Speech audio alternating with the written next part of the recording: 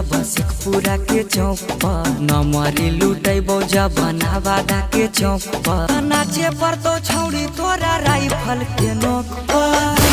तो छौड़ी तोरा राइफल के नोक पर तोरो हम नाचैबो छौड़ी राइफल के नोक पर तोरो हम नाचैबो छौड़ी राइफल के नोक पर।